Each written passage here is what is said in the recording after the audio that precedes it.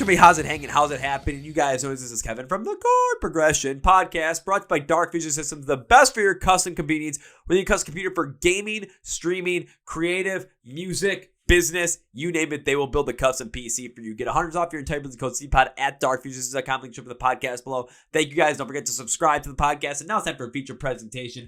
We have Dave from the band Stray View on the podcast. We go deep into the band's origin story and their brand new song Escape. But what we really show off in this one is when it comes to being a band, why being authentic and why being open to what other people have to say, especially within your band, and that collaborative effort really stands out.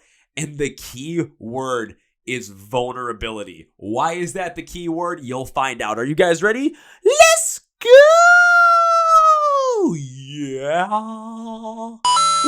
Well, ladies and gentlemen, boys and girls, listeners of the Chord Progression Podcast, one of the newest, if not the newest signee to Hopeless Records, which was announced on May 6th, is literally with us right here today, bringing a blend of rock, alternative, electronic elements into some great stuff. Got a couple songs right now with the most recent one, Escape, which came out on May 10th for you guys to go check out. But you know what? With a band that has only a couple of singles out right now, formed in 2023, let's really get to know the band. Let's really get to know their sound, what's going on, and get you in them. So it's like anytime you see them come near you, play live, anytime they release a new single, you're like, oh my God, I got to stop everything I'm doing right now and go make sure I'm into this band every step of the way. So please welcome Dave from the band Stray View to the podcast. So Dave, welcome to the Chord Progression Podcast. What's up, guys? Thanks for having me. I appreciate it. I'm stoked to be on this. I've been looking for podcasts to do, so this is like perfect. I love doing this stuff. That is awesome. Perfect. Then we definitely hit, the gold mine in this one. We've got you ready to go be on podcast, talk about this stuff, have a blast, and new music. I mean, what could be better, right? That's right. That's all we need. That's all we need.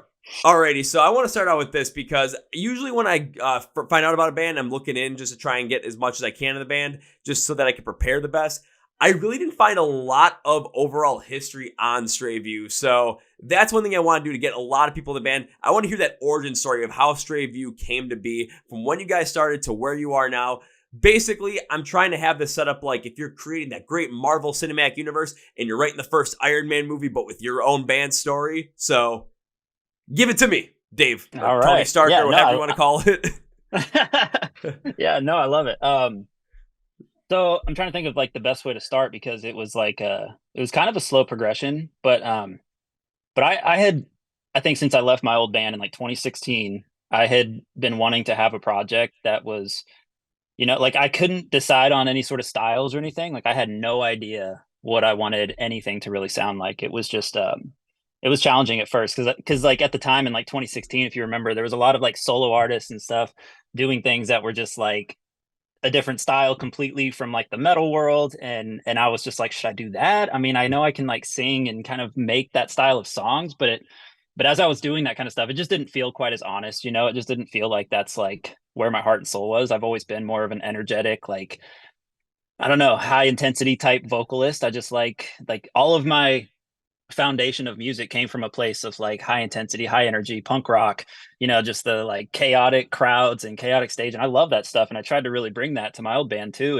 And so when I was like really trying to consider what I wanted to do, I was like, I feel like it needs to have some of that, even if it's not just like me sounding like a punk band or anything. I want that sort of like energy in the songs. And so I was on a journey for years, man, of just like trying to figure that out. I had written countless songs. I have hard drives just filled with ideas and all these different things that I was writing. And I finally like started to like find this little bit of an identity with it. I was like, I feel like this stuff is getting cool now. Like I'm doing something unique with my voice that I'm really proud of. I really like where it's all headed.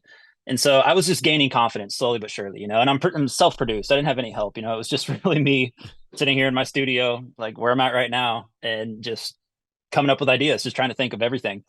And I was doing it daily. I was like working at a school, but when COVID hit, I was just working from home. So I was just sitting here at this desk all day. So every minute of downtime, I was just trying to figure out writing lyrics, writing riffs, writing anything I could to figure out this whole sound.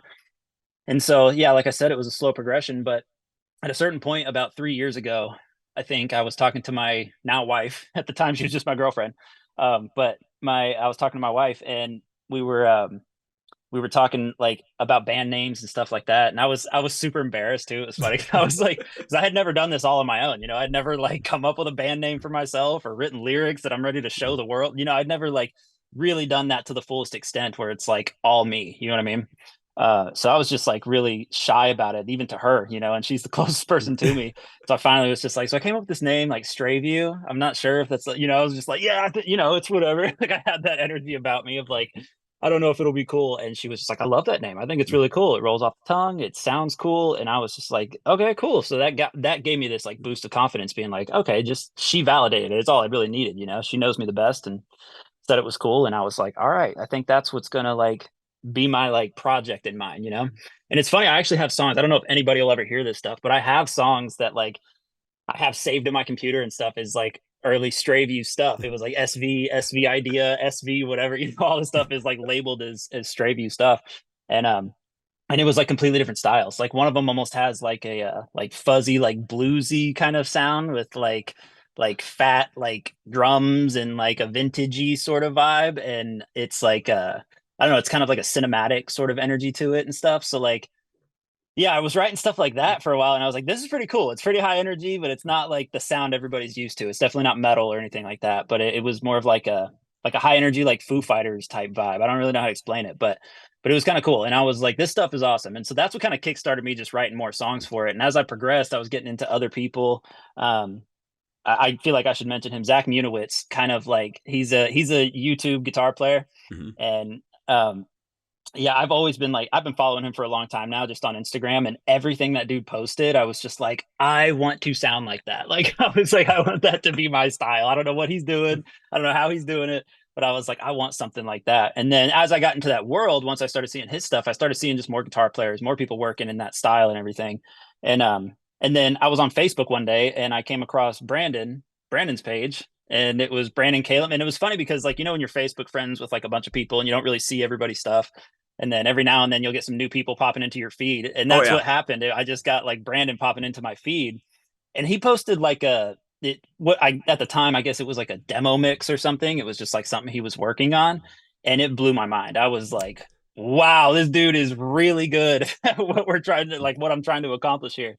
And at the time I still hadn't accepted like not doing it all on my own. I was kind of like, I really want this like foundation of this band to start from like me kind of building something up, and then I'm open to letting people come into it, and not as an egotistical thing. It was just like I really wanted to have a good foundation before I was like bringing people in, a good sense of direction and stuff like that. So I wasn't sure what Brandon could really offer me at the time. And I don't know how willing he was. It's always weird when you like start talking to somebody new about music stuff and you're like, how can you help me? And they're like, why would I help you? you know?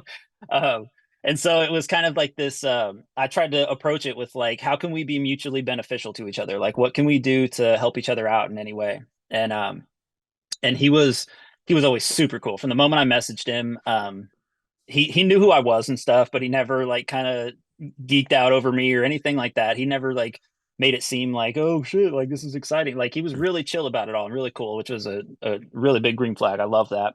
And it just seemed like it was easy to work with him. And then as time went on, like I had written a song and I actually put it all out myself and everything, and I dropped it, and it was the first like release of Stray View, and I did it, through my own DistroKid, through all my own stuff, through all my own outlets and everything. And so that was already like existing online by the time I like invited and really talked to Brandon. And I was like, you should just come out, dude. Let's like, I have my studio here. You can crash here, And so he flew out from where he's from. All of them are up in the northern part of the country, the New York area. And so yeah, and I'm here in Texas. And so he ended up flying out to Dallas, stayed with me for like a week, and it was a great week. It was like my birthday week, and I ended up getting like a new guitar sent in from Kiesel that week, and it was like perfect timing. We were just geeking out all over all this stuff. It felt like little kids having a sleepover again, It was a lot of fun. And soon as we like were in the same room and kind of hanging out, we didn't really work on music much, funny enough. Like it wasn't super music oriented. It was really just getting to know each other. Like we just hung out and talked music all day and talked about our influences, and he showed me all the video games he's into and showed me all these things, and it just kind of like set this, I felt this thing growing where it was like, okay, now if we were to like join forces, it's going to be something really special, you know what I mean? And so by the time he left, I think the last night he was there, I was just like, all right, bro, so I've just been like, out of all of this stuff, I don't want to seem like I'm the one who's just like steering the ship all the way or anything, but I was like, I feel like with this project that I started, Stray View, if you just joined in with me and really started to push it and care about it like it's your own and everything, and we use a lot of your stuff and we just turn it into a project, then I feel like it'll be something special, man. I feel like we could offer a lot of cool things. And I guess I should backtrack a little bit. Going back a little bit, before Brandon had come out, I think he had some of the music that he was trying to find a singer for, right? He had written like a whole EP of songs before we even interacted. And it was just, I guess, over COVID when he was just had a bunch of downtime. And so he wrote a bunch of songs, and I had him send them to me, and he kind of brought them out with him, and we were just looking through the stuff. And I like tracked over one of the songs, and I think and it's funny because it's Escape. I'm glad everybody can hear it now. It's really cool because Escape is kind of actually the band's origin story. It was the first thing that we worked on as a team and did it together, and he sent me that song, and I remember just like hearing all those tracks and knew I was gonna I gotta write something over this, and I was still kind of in my head about but I want to write like my songs and bring more of that to the table. And I was like, you know what, swallow your pride, push your ego aside, just sing over this guy's song and see what happens. And I ended up doing that, and it was crazy because I never really have this happen, or not that often. It does sometimes, but not that often. It where music just kind of like comes to you when the lyrics like really flow. Usually I'll get like a whole verse down and maybe get to like the chorus and get halfway through it, and then I'm just like stumped. Then I need like another day or so to kind of sit on it and let new ideas come to my mind and everything. And in this one, it just came out, dude. It was like I was listening to it, the lyrics started rolling. I was able to write line after line, and I think I was on a like a 20-minute, 30-minute walk with my dog, and I had like all the lines written, and I knew how the chorus melody was going to go and everything. And then I got home and I just tracked it all. Like within like 2 or 3 hours, I laid everything down and had like a rough mix for him, and then I sent it to him. It was funny. He was telling me all these vocalists like tried to do this stuff, and it was like taking them months, and nobody was sending anything. And I was like, I guess it's magic, bro. Like this was meant to be, because it just like came to me. It was like the universe was just giving me this gift, of just like, here, this needs to happen, so make it happen. And that was it. And that's what kind of like solidified everything. So when people hear Escape, it's actually really cool to like hear those vocals. I was going to retrack the vocals at one point, and I decided, I was like, you know what? I think it's cooler to just leave that, like that spur of the moment, sort of like that's how it came out, and that's how I want to leave it. And so I'm proud of that. I feel like there's a lot of stuff I would have done probably differently now vocally in that song, but like I'm super proud of the fact like that it's just that we just left it as is, and we were like, this is cool. And I want people to know that about that. And that's why I like to be able to elaborate on that, because they're really hearing like the foundation of this band as we're kickstarting off and signing with Hopeless and all that. And it's so cool that it all coincides as like this cool thing that was a really like natural organic growth together. And then it just turned out so polished and beautiful and exactly what we wanted it to be by the end, especially by the time of the video and all that. So yeah, it's incredible. So that really was kind of the kickstart of everything. And then shortly after that, we found Lucas. And we were just talking about like, should we get a drummer just to like have an extra person on board? And we were like, we don't know. We don't need a drummer. We weren't playing shows or anything yet, but we were like, might be cool. And then we saw Lucas's stuff, and we were like, okay, we're too excited. We just got to like reach out, see what he says. Let's just see what he says. And so we did. And he was just like, yeah, bro, I'm down. And we were like, what? All right, cool. This is awesome. And he was in some other bands too. So we were kind of apprehensive about even reaching out. We were like, if he's got these other bands, it's highly, highly unlikely that he could invest the time that we need, So I was kind of worried about that, but Lucas has shown up every single day. That dude has worked so hard, and he's not quite at the level Brandon and I are, like recording and all that stuff. But he has abilities like crazy. I mean, the dude can play guitar, he can track his own stuff. I don't think he's really confident in necessarily mixing or anything like that, but he's just got this like crazy ability to do all this stuff. He's a vocalist too. People don't know that. Like he does everything. So he was just this machine. And I was like, yes, you're like a perfect addition to this band. And once we found Lucas is when things started to really gain traction. Because I had our current manager right now. I had posted something with another project that I was working with. And he saw me, and it was like a little music video that I did with them. And I was just kind of like a background vocalist. I was just helping them out. I featured on the song, and I was the background vocalist. And Steve saw this. My manager's name is Steve. And he saw it and was just like, he reached out and he was like, dude, I used to know who you are. This is awesome. Like, what are you doing these days? And I just told him, and he was like, well, I'm a manager, and I manage some bands, and I'd like to like see what you've got going on. And I was like, well, actually it was perfect timing, because Stray View had just started off, but we had really nothing out, yet that he could like see or really know about us. So I was like, well, I actually have this project with all these songs. We're working on all this stuff. And then he was just like, dude, we got to like do something with this. This is so awesome. You know, once he heard everything, he was really liking it.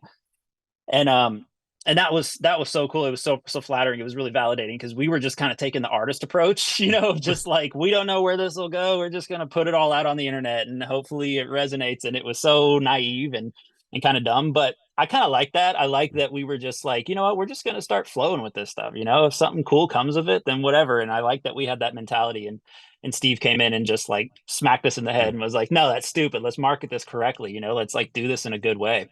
And so from that moment on, Steve just found crazy opportunities for us. And he, you know, he worked with the Octane stuff and the Pandora thing. And that's how we ended up getting on the radio. And then he got us in a conversation with Hopeless. And our A&R from Hopeless, Tobin, he came out and he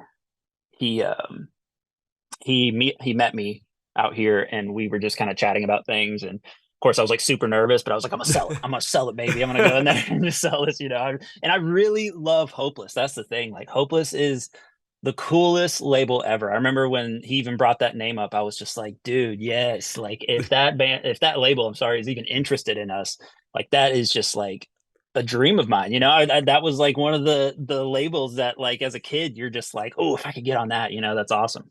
So it was really like a dream come true finding out that they were interested in us. And then, yeah, I met with Tobin and he was amazing, really cool guy. And we had a great conversation.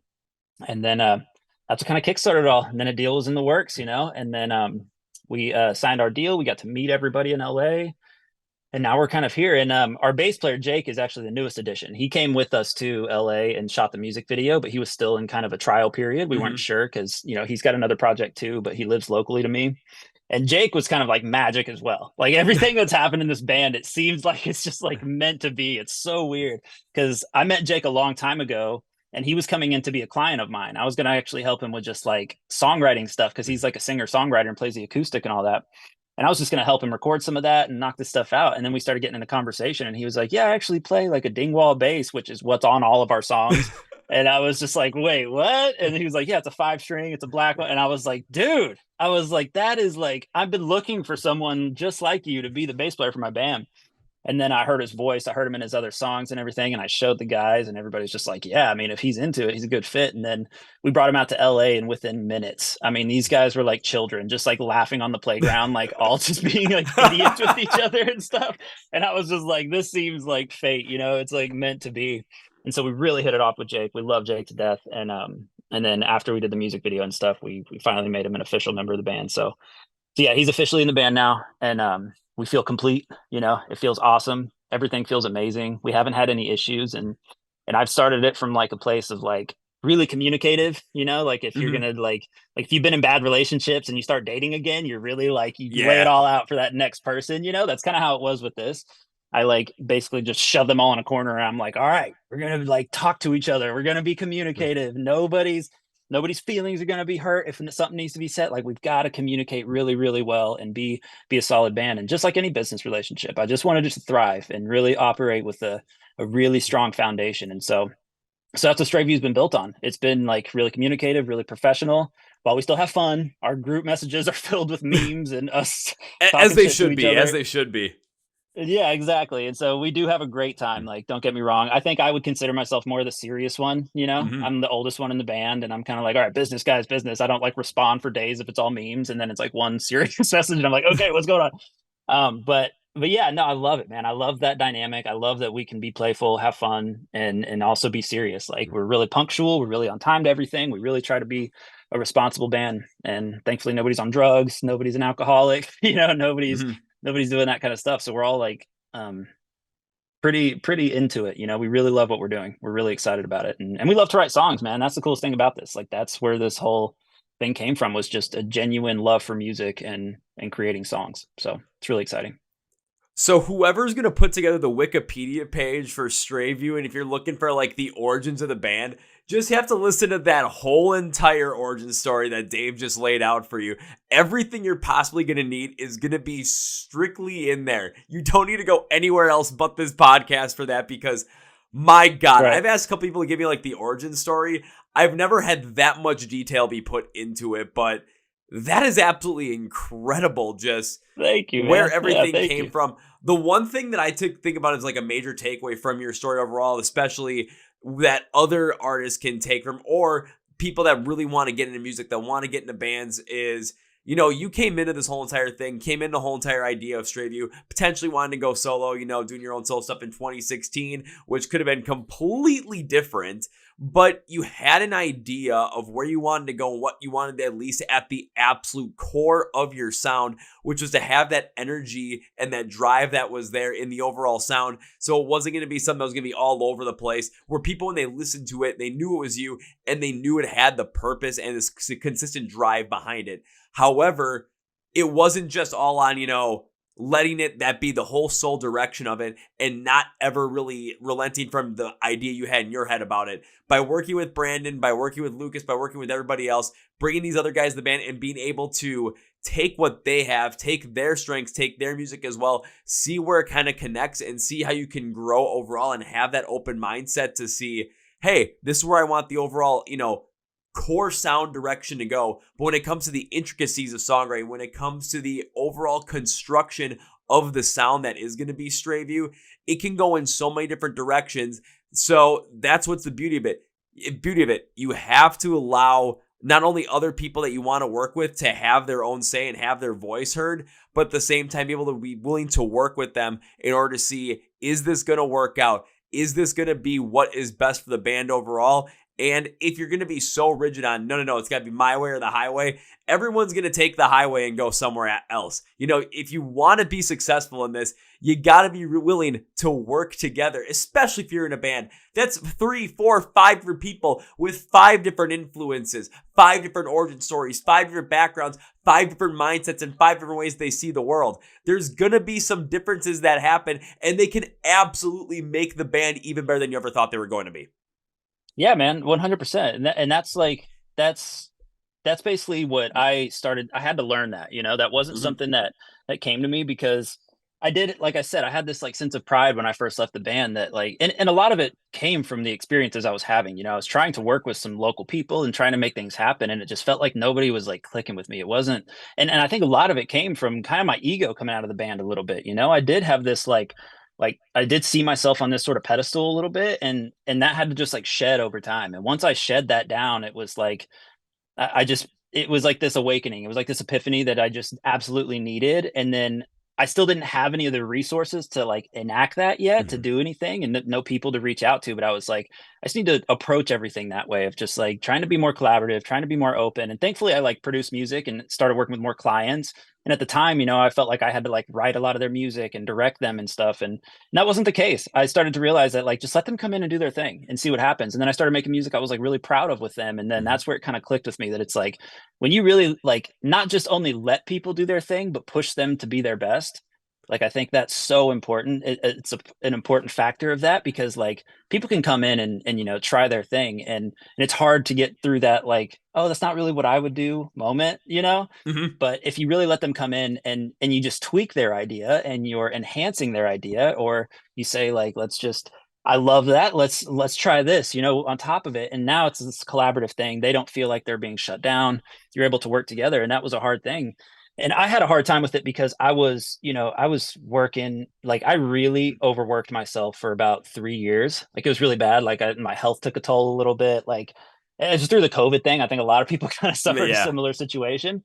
But I was just like really beating myself up. Like I felt like I had to do everything so quickly. You know, I felt like my time was running out. I felt like it was just like it couldn't take too long for me. And so I mean I was literally working, like I used to check my screen time on Logic Pro, the DAW that I use, and it was like 16, 17 hours a day that I was just like sitting behind this computer just trying to learn how to mix and trying to write and just every detail of all this stuff. And so through that journey, I mean, it taught me so much. Like I've gotten, I think, much better than where I started. You know, I've really improved on all this stuff, but it was a journey that was like unnecessary too. You know, if I had just realized this stuff a little earlier on and let Brandon or someone like that come in and like me sing over their stuff and been a little bit more collaborative, I think, you know, Stray View could have existed a little bit sooner. But everything's meant to be, man. I had to realize all these things and I had to realize this stuff. And now when I finally let go of all that and met with them, and just sang over their stuff, it's bringing to life everything that I wanted. It doesn't feel like, oh, it's not me anymore, or oh, it wasn't all just me. Like, it feels better. It feels better. I'm like, I have a team. I have a strong team, and everybody cares and loves it, and that's way better when I'm not alone. There's a sense of loneliness that comes with that, and it's really hard to get past that and battle that. And I had to finally accept that, like, I just need help. There's no shame in needing help. There's no shame in that, man. Like, and when I heard Brandon's mixes, he seemed like a prodigy. I'm like, how are you just working out of a bedroom somewhere and your mixes sound like this, bro? Like, this is insane. So I was just like, I had to just let go of that and be like, I'm not going to perfect this stuff. And I don't care if I do. I just want someone that is really good at it, that I trust their vision and they trust mine, and we can work together. So, but that's where the personal experience and checking your ego at the door over time really stands out, because I mean, I'm not in a local band or anything. I just love music. I love talking about music, love diving deep into it. But I've seen some things within different local scenes as well, and have seen them in the past where, if somebody starts to get a little bit of trajectory, someone starts to get a little bit of notoriety, and then it's like that ego boost that comes from there just takes over. And then now, like, the band ends up falling apart because everyone got a big ego, and then they was like, oh, I'm the successful one here. Oh, no, it's me that's the one that's successful, and everything breaks off. So when you have that ego, what's going to, again, do is create that closed mindset where everything you do is essentially you feel is the right thing to do. Everyone else is going about it in a wrong way, and you can enhance it. But when you let people do their thing, you step out of the way, you check your ego at the door, and allow that collaborative effort to be had. Now, when it comes to Stray View, it doesn't feel like it's just your thing. It's an amalgamation of you and Brandon and Lucas and everybody else that comes along there. But it's all done in a way to enhance and really show off who you guys are, what your sound is, and who you all are as people from a musical standpoint. And it creates this whole entire feeling of, not like outside of loneliness, a family even, because it's all of you expressing yourselves together in the exact same way in a creation you all came up with. And yeah, it is not easy work to do that, because we do have a lot of premonitions in life. We do have a lot of ideas of things that we want to do, especially when it comes to creative, because it's a piece of us and we want to hold on so tightly and dearly to it. But when you're open to letting other people in and letting other people have their influence come in, you influencing them as well to amplify that sound, then you get beauty that you never thought existed. Yeah, exactly, man. And I think like that is what makes people want to show up, because the most important part of all this stuff is just really showing up at the end of the day. But there's got to be incentive to do that. There has to be a reason to like show up. And I think when you give people freedom like that, when they feel they have a voice, when they feel that what they can do will make a difference in it, and you really hear them, not just like, oh, let's let them think that and we'll kind of operate it like this. No, like really hear that and let them do it. And yes, people are naive. We all come into this stuff asking dumb questions, like feeling stupid in certain situations. But like when you get all of that out of you, that's how you learn. That's how you get past it. That's how we get to a new place. And sometimes those ideas that we thought were dumb aren't dumb.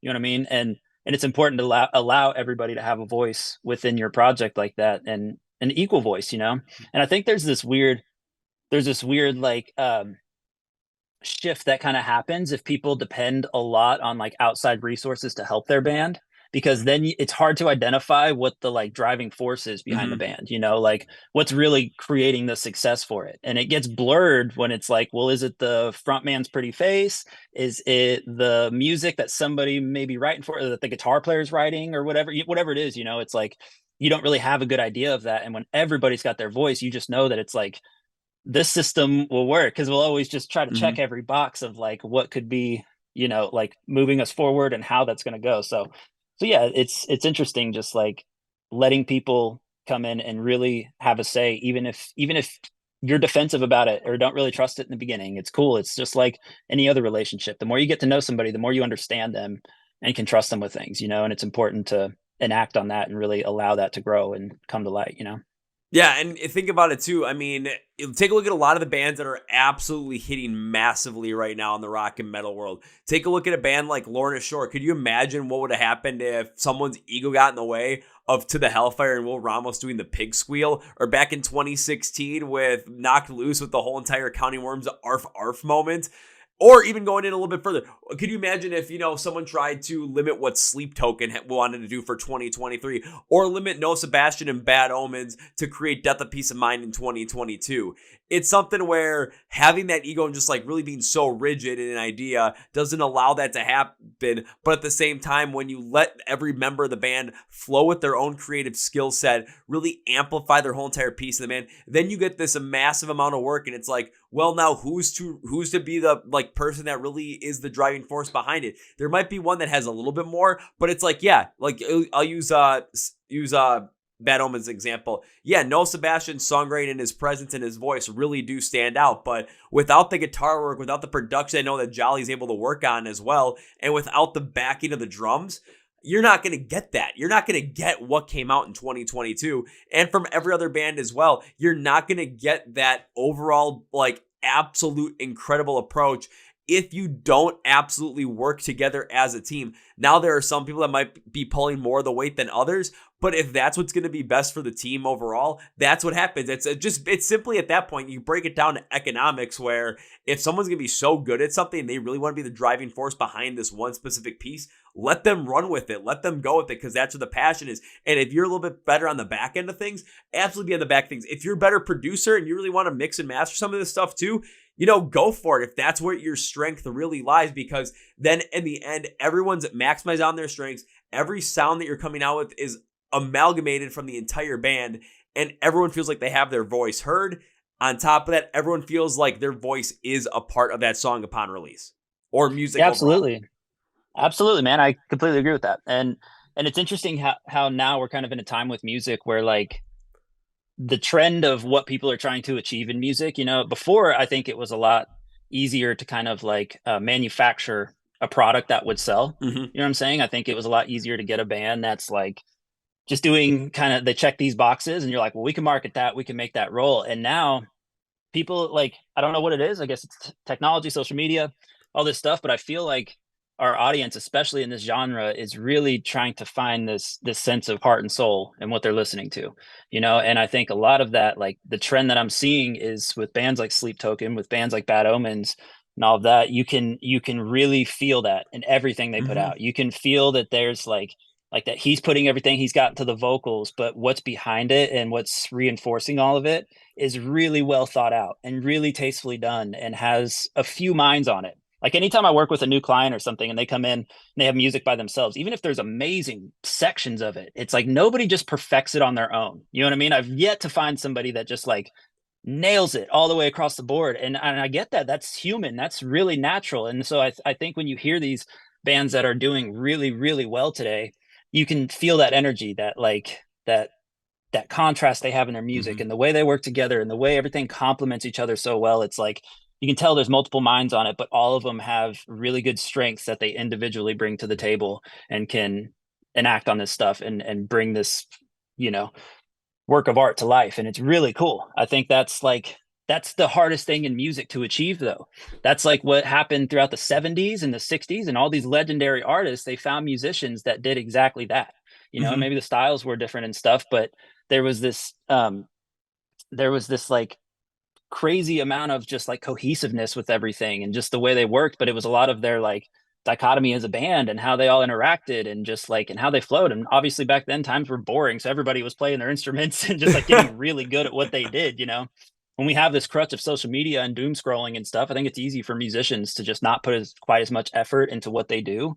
And that, everybody's a little bit lazy at times, and that's okay. But you really got to ask yourself, like, am I doing what's going to be best to like the project that I'm trying to work for, or trying to like live out my goals with, because that's how I tried to think of it too. I was like, I need to start focusing on things that I can really add value to something else. And when I shifted back to like singing a lot more and just like focusing on writing lyrics and creating melodies and just practicing that, just trying to like write all of this unique stuff and just anything that can come out, that's what I think really brought Straveview to life. And that's why they have confidence in me being their vocalist. If I hadn't done that, and I had just, picked up right where I left off from my old band, I wouldn't be in this place. It took me years of developing skills to like be able to offer this. And I think most bands don't think that. They think they can copy somebody and they think they can do it similar to them, or since they can play this riff, they could write stuff like that. That's not the case. It's a really, just like any other craft in the world, you have to spend a lot of time at it to get really good at it.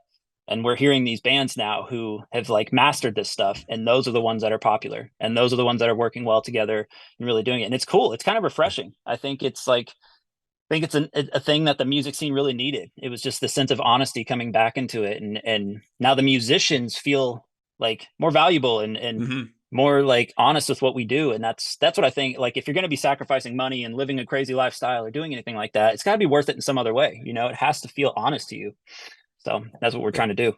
I'll say, if anyone wants to get a deeper look into this whole entire conversation too, you can always jump back in our podcast library to end of May when we sat down with Lauren Babick from Red Hand Denial, because we went into a lot of this stuff as well, specifically around, you know, why there are certain bands right now that are really hitting on social media, and why it's, you know, potentially getting tougher as well, just given how people are consuming media. But the bands that are hitting on social media and right now and are becoming the popular ones, like Spirit Box in 2021 and Lorna Shore in 2021, Bad Omens in 2022, Sleep Token last year, and this year I don't know the band that's really hitting it big, but I mean the new Knocked Loose record is kicking ass everywhere I look online. So I might, even though they're still pretty big, I'll throw Knocked Loose in there as well. It's that genuineness to their music that really speaks to them that people are picking up on, because there of course are going to be a lot of bands and a lot of artists out there that are potentially going to be chasing trends because it's what's popular, it's what's easy, and it's proven to potentially work. But at that point in time, you're always going to be behind the trends as well, because once they hit, you know, you got to make music for, you got to make a time for that. You got to create something off that. And by the time you're ready to release that, we're on to the next thing already. But when you have that like genuineness behind it, people are able to really pick up on it, really pick up on something that's brand new and latch onto it, especially in a world where when bands and when musicians are trying to create something, they're trying to have that big moment. It has to be something that's completely fresh, new, and unique to who they are and have that authenticity. Go back to the 60s when the British invasion came over. The Beatles, the Rolling Stones, two of the biggest artists of all time. Then you go to the 70s and you add a little bit more of like the, you know, a little more of the harder stuff with like, you throw Led Zeppelin in there. Rush came out during that time, so you had math rock in there. You go to the 80s and all of a sudden you get all the hair metal bands. 90s, you get grunge music, then that dips down. All of a sudden, here comes new metal out of nowhere. You get Korn, you get Limp Bizkit, you get bands like Slipknot, Linkin Park, Disturbed to pop off. Then here comes the pop punk wave. After the pop punk wave, it seemed like everything kind of went away after that in terms of really where the creativity was coming from. Of course, there is creativity there, but nothing that was scratching the itch of what people were really hoping for based on that individual trend. And now, since the pandemic hit, we're seeing bands like Sleep Token, Spirit Box, Bad Omens, Knocked Loose, I'll throw Lorna Shore in there, Falling in Reverse, Bring Me the Horizon, Ice Nine Kills. Bands like that are just finding some individualistic sound that is individualized and really what they want to make. Honestly, putting it out there, and people are absolutely hating on it. And I think a lot of bands right now, including Stray View over here, are finding that exact honesty and individualism in their music, putting it out there. And that's why more and more people are showing up to shows. That's why more and more people are getting into this stuff. Hell, look at what Beartooth just did with the last record, with Caleb Shomo going all super duper happy and, you know, positive from when he hadn't done that in the past, but he was being honest about it. He was being upfront about it. They're more popular than ever right now because they're hitting on that absolute individual place, because people are into it and people are absolutely believing and into the fact that it is authentically them. Yes, 100%, man. And that's like, I think the trick to that too is to like, because I think people are like, well, how do you be honest with your music? It's like that seems way easier said than done, you know, and it really is. But I think what I've seen in every single band you've mentioned is vulnerability, man. We all just need vulnerability. And these bands who are being vulnerable like that and really putting themselves out there, it seems like they're almost so confident in it. And it seems like they're just like, I know this is going to work and all that, but they don't. No, none of us do. None of us know what's going to happen. So it requires an insane amount of vulnerability to be able to embrace that. And you just get a little more confident with that. You know, like I've seen that kind of progression with a band like Falling in Reverse. You know, it's like he never really did like this fully trendy stuff to try to like ride some coattail of a style in any way. But just now it seems like he really has this level of vulnerability where he's like, I don't care. I'm going to break every barrier. I'm going to do whatever the hell I want. and it's amazing, man. And it's incredible. I was watching their videos the other day and I was just absolutely blown away. I'm like, the fact that he's making all these songs, they're doing as well as they are, and they're crazy. The structures are all over the place. They're weird. And same goes to Sleep Token, you know, bands like that have these, you know, 6-7 minute long songs. It's like, how would that be like radio marketable according to like how we used to operate? And it's not, and that's the point. It's vulnerable. It's something different. They're willing to take that risk, you know, and when you're willing to take a risk like that, people are more likely to resonate with it because they want to feel that. They want to feel that sense of taking risks in life. Everybody feels this sense of change and difference that we want. We want to break free from what's like holding us down culturally and within society. And so when they hear that in the music, it finally gives you that bit of that escape. You feel someone else doing that, and that's what you want to follow. That's what you want to resonate with, you know? And so I think it really requires like a deep level of vulnerability. And that is extremely hard, man. Every day I come in here to write a song, I catch myself being like, well, will people like this? And it's like that's not the point. It doesn't really matter. You have to remind yourself that it's like it's about your heart and soul being poured into something. You know, it's like as long as you're doing that, then there is a place then where people will love it. There's always a way that people will find that and enjoy that as long as your heart is being poured into it and you're improving and you're progressing and truly being the best version of yourself. You can't make crap music and try to shove it down people's throat forever. You know, that doesn't really work. No, because if you keep making crap music and try and shove it down people's throat, people just pass up on it, and that's why pop music is always changing from one spot to the next, and why some artists are popular one year and then completely go by the wayside the next year. Because when you try and get all that stuff basically shoved down your throat as a music listener, you're gonna resist to it like a teenager being told to clean up their room from their mom. So you're gonna go against it. However, Dave, I think when it comes to, you know, really understanding why some of these bands are really popping off, I've always asked the question, I've always brought up in the podcast, and we always have some kind of ideas of what's going on. But what you brought up with vulnerability really stands out. Not only vulnerability with the message of your song and the lyrics you put behind it, because it is being vulnerable and open as well. And that's something that can be really scary. But when it comes to being vulnerable with the music that you're making, the piece you're putting in there, because you don't know if it's going to work or not. However, again, take a look at bands like we brought up with Falling in Reverse, what Ronnie has done ever since 2017 with the trilogy into Popular Monster and everything that he's done since. Look at Bring Me the Horizon. Literally everything that they've done since Sempiternal. Or Bad Omens with Death of Peace of Mind. I'll bring up Ice Nine Kills as well, because diving headfirst into the whole entire horror movie gimmick, it was an insane idea. But look at what happened and look at what worked with it. But then take a look at bands throughout history as well. Look at bands that dove headfirst into their own genuine self and were vulnerable with the emo stuff, like My Chemical Romance, what Fall Out Boy did. Or go back to nu metal, what Slipknot did with their whole entire look, what Linkin Park did with Hybrid Theory and Meteora. Limp Bizkit is still Limp Bizkit. And yeah, they may have been chastised at first and people were like, oh yeah, why would you like Limp Bizkit?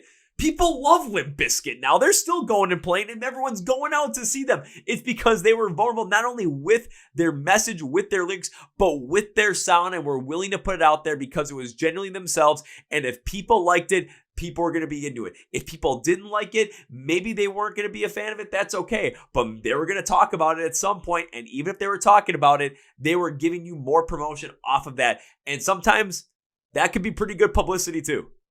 Yeah, exactly. And another thing too that I don't think people really realize is like we're talking about all these bands on top, and a lot of people, you know, they still as they're growing musicians or whatever position they're in, like it's important to remember that like music has always had these types of artists that try to jump on like coattails of the success or ride the success of like other styles that are similar to them. And we were talking about it earlier with like reinventing the wheel, and like all this musical styles have come throughout time.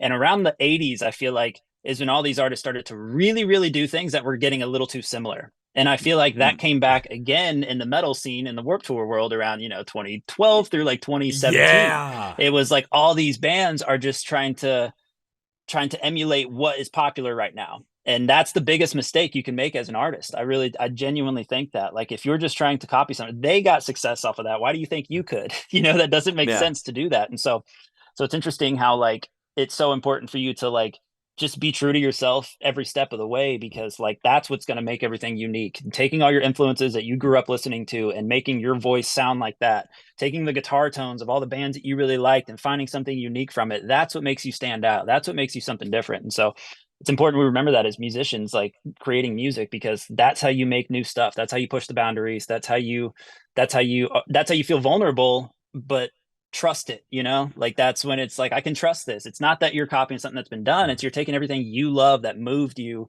and putting it out there in your own new way. And that's not copying somebody. That's just reinventing how you would see it, so yeah, it's cool. So now the real question is, how did you achieve this on the song Escape? Yeah, I'm turning right back around right to you to make sure that we get people into Escape, get people to listen to it if they haven't. No, I so love this it. is the time. Yeah, no, I love it. I'm glad you actually brought that up, because Escape, you were talking about like the vulnerability in your lyrics and stuff, and Escape was one of those tracks that, like, when I was writing those lyrics, a lot of the lines in it, like especially like the hook of the chorus, little things like that, like every time I'd write something and now I almost feel like this is the right way. I know I'm doing something right when this happens, but it's when I feel apprehensive about it, of being like, I don't know that's going to work. I feel like people will think that's corny. I feel like that's almost too true to what I'm trying to say, that people won't like that. And that's now, like, after the little bit of success we've had with the few songs, people are like saying that some of their favorite stuff about it. And I'm realizing it's all clicking with me, that it's like, those are those moments. Those are those moments I'm proud and really glad that I left in there and didn't try to just like overthink it and change it. And that like really changed what all this stuff is, because if I had changed anything, if I had gone back and rewritten lyrics, I would know that I had done that. And it would just feel like, well, there was something deeper there that they're still not hearing. You know what I mean? And it's so important for me to like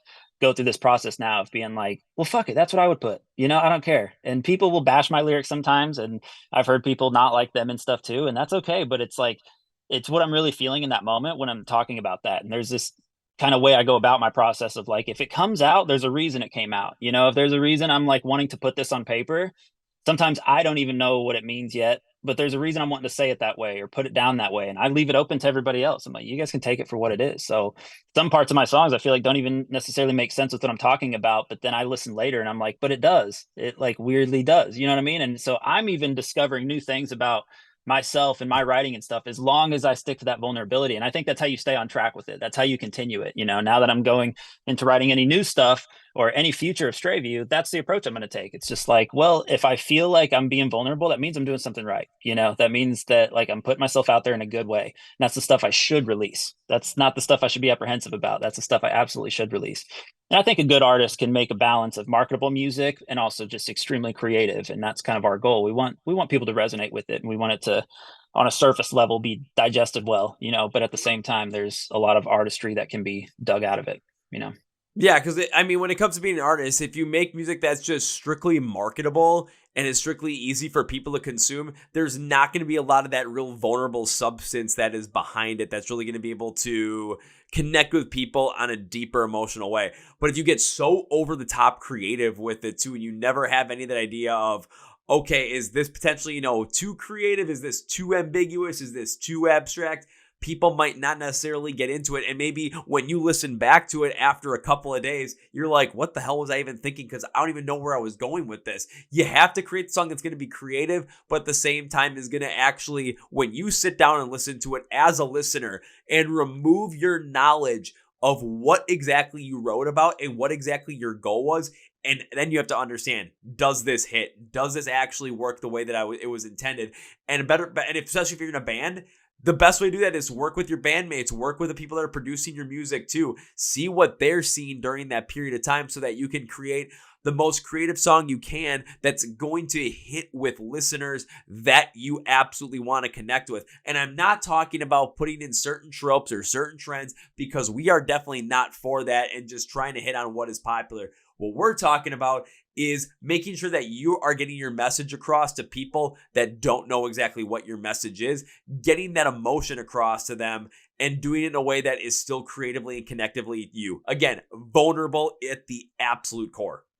Yeah, man. And it's important. I think like people struggle with that a lot, because what happens when you start just kind of throwing all your paint at the wall is like, okay, now you have zero direction with it. And so like, I think if you have a good sense of direction with where you're going to take things, and just kind of understand like, I don't know exactly where yet, but I kind of have this foundation of an idea, then it just seems to work. Like, it just like, as long as you can really paint a picture from beginning to end, then it's fine. Like, then that's when you should feel like you have a complete piece of work. Cause I try to compare that to like cinematography and stuff. Like you could put a beautiful landscape and crazy imagery on camera, but it needs a storyline for people to resonate with it. It needs to have some sort of plot or anything like that for people to actually like lock into it and feel something from it. And it's not just a visual piece of art. There's more of a story behind it. And that's what I try and attack with songs. Like as long as you have that, you can be as original and unique as you want, just like in movies.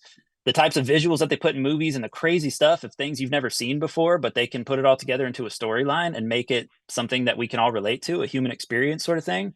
That's what's important. I think it's more so about like finding ways to have that in your songs of like a human experience that people will just resonate with. And that's where you do have to be vulnerable. And it's, your songs are a little bit of like your journal in that sense. But when people read that journal, they're like, wow, this moves me, that should be your goal. And as long as you've got some sense of direction with that, usually you can accomplish that, I think.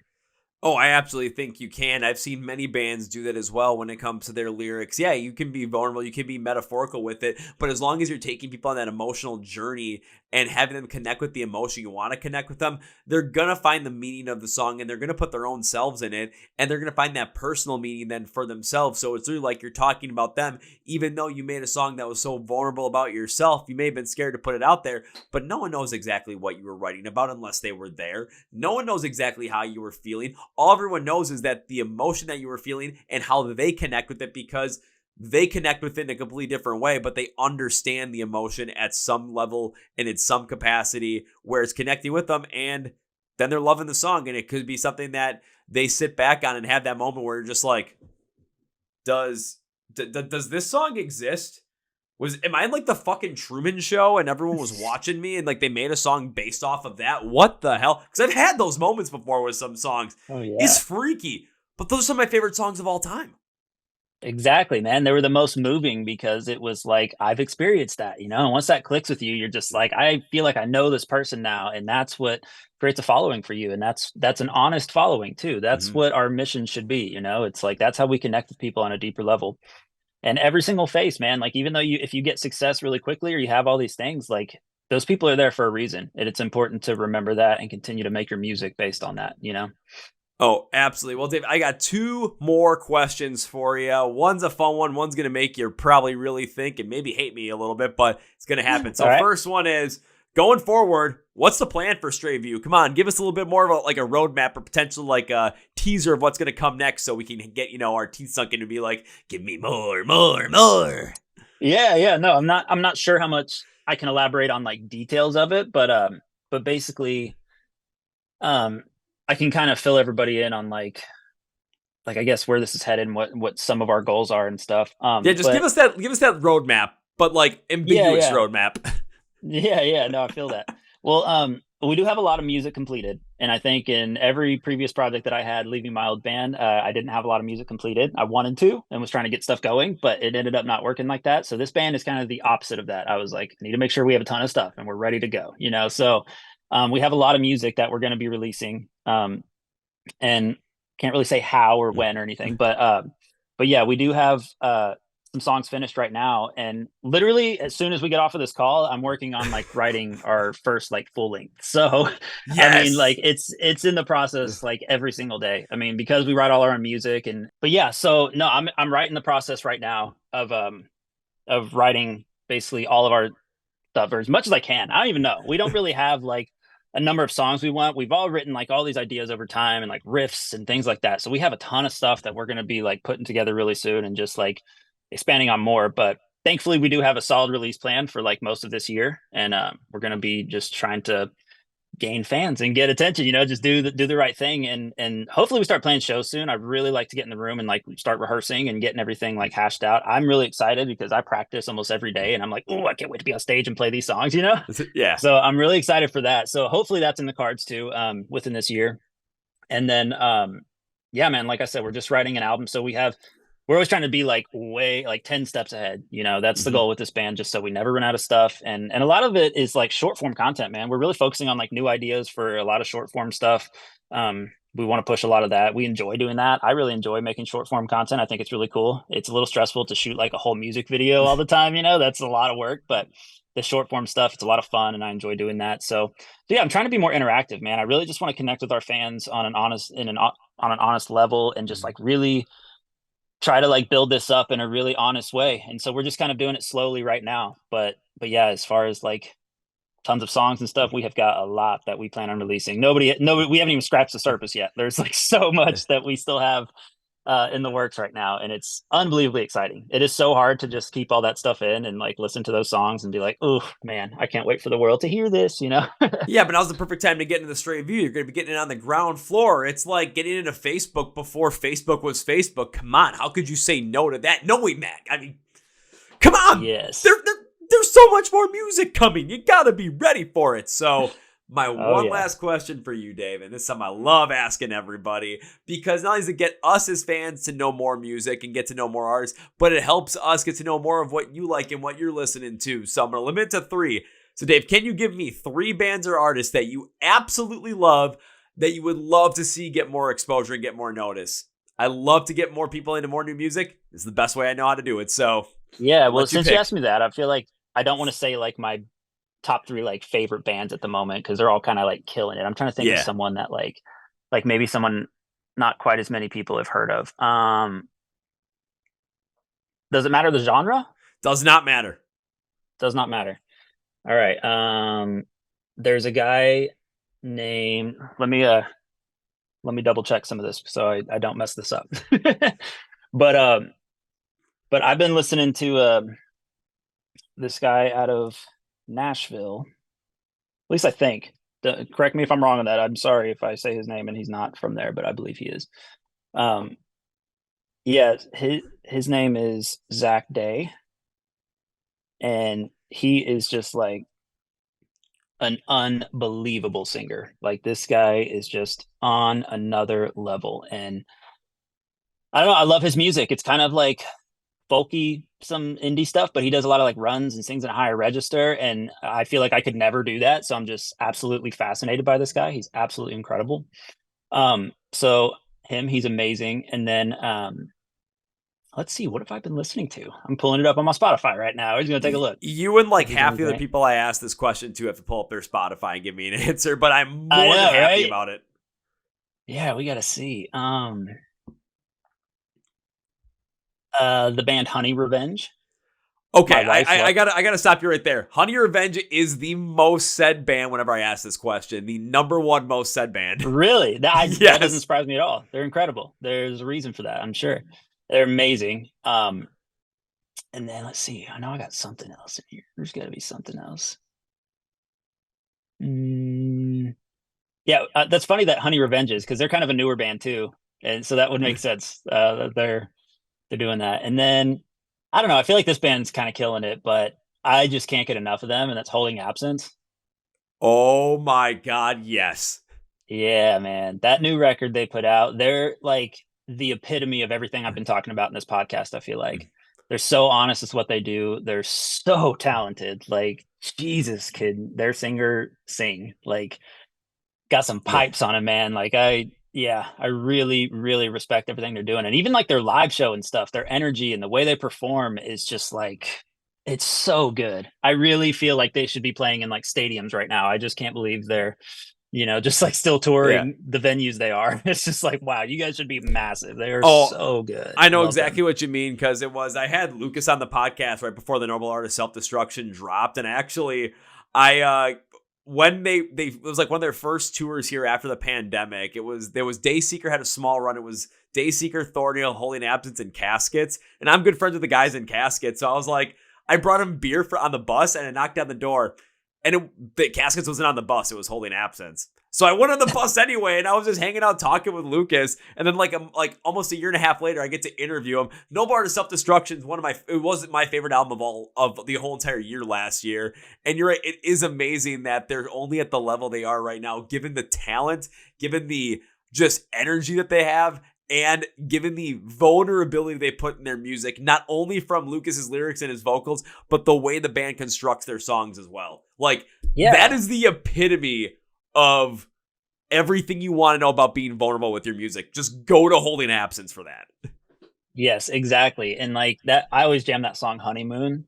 I just think it's like it's so cool how it almost has this really nostalgic, like 90s sort of vibe with that acoustic in the beginning and stuff. Like there's just the way that song made me feel the first time I heard that, and then that like the whole band comes in on that intro and stuff. Like I literally got goosebumps the first time I heard that, and I was just like, wow, this is a really good song. And he hadn't even started singing yet, you know. It was just like really powerful. And it's rare that I find that in music nowadays. I feel like I can listen to something and kind of pick apart what they were probably thinking for it, and then I hear stuff like that and I'm like, wow, they really lost themselves in that feels beautiful, you know. So it's cool, man. I really like that band a lot. Funny thing is, I got that exact same feeling too, but it was during the pre-chorus and chorus of the first track on the album, Head Prison Blues. I was just like, my god, how in the hell did they do this?